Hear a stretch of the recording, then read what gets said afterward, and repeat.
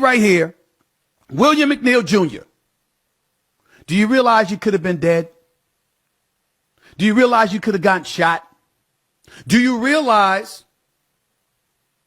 that you could have been Tyree Nichols, who got beaten to death by those Memphis police officers? I ain't forget that.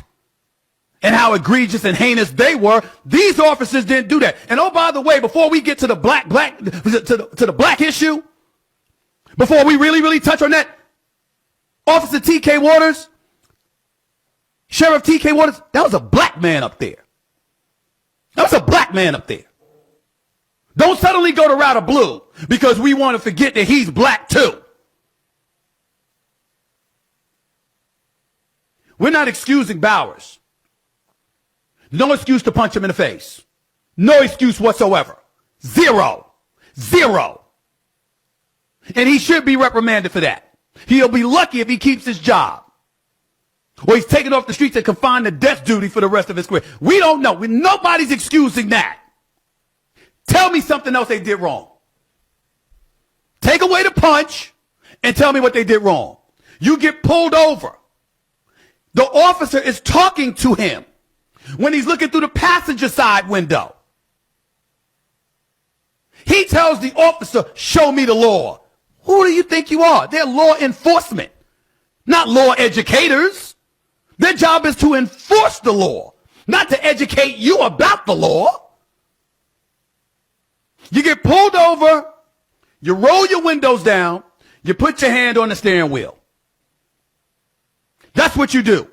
You don't sit up there and say to the officer, show me the law. You don't turn around after opening the door and the officer tells you to get out the car to shut and lock the door, forcing them to break the window, ask you to get out.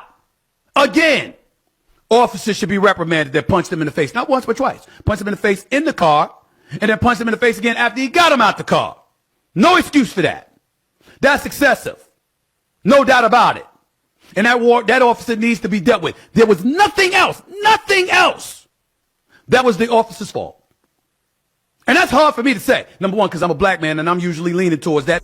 That day I just really wanted to know, why I was getting pulled over and why I needed to step out the car when I know I didn't do nothing wrong. I was really just scared.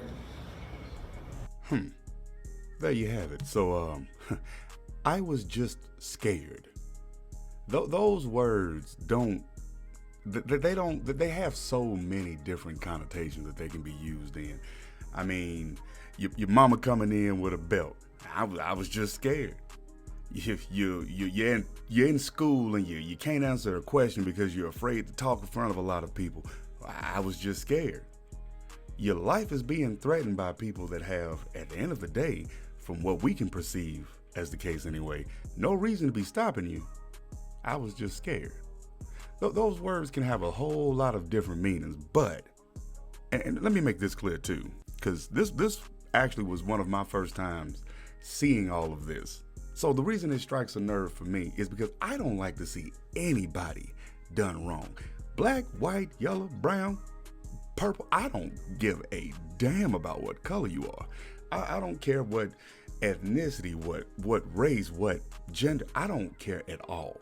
Right is right and wrong is wrong no matter which way you turn it. So let's start with that part. And again, I ain't gonna waste your time because some people like hearing my voice when I go on these rants, some don't.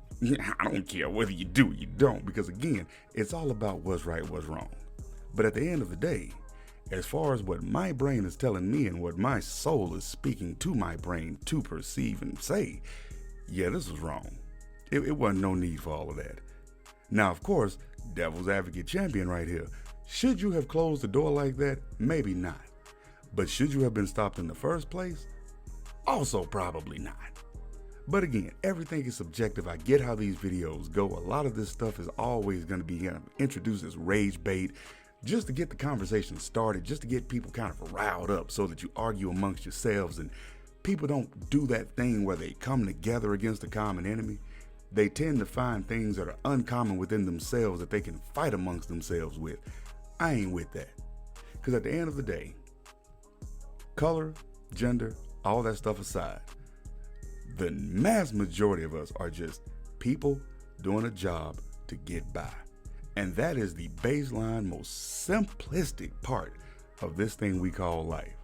So to take something and make it more than it is, just in the name of, well, whatever you want to call it in the name of, to be honest, because again, people have 1,000 different things that they do stuff in the name of when it shouldn't be for anything other than just, I don't know, survival. But to go any further than that is just beyond me.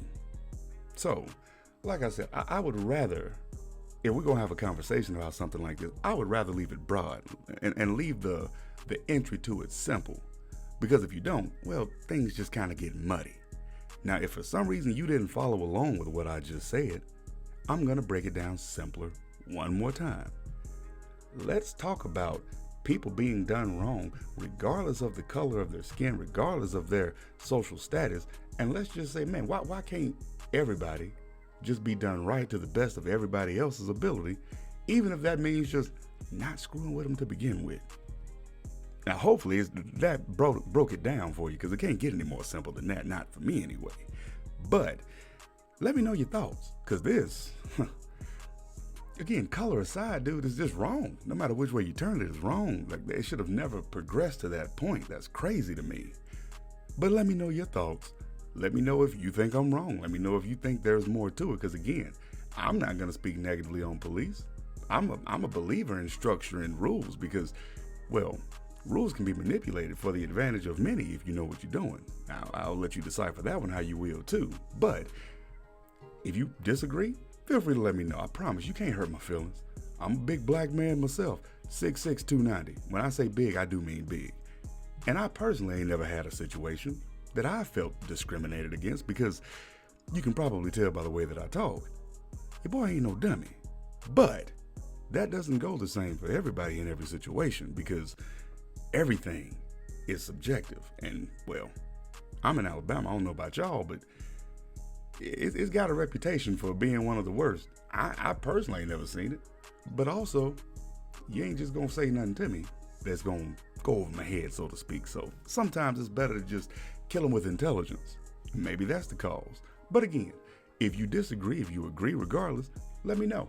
We can always have an open discussion on stuff like this, because it's always important to talk about the stuff that's hard to talk about.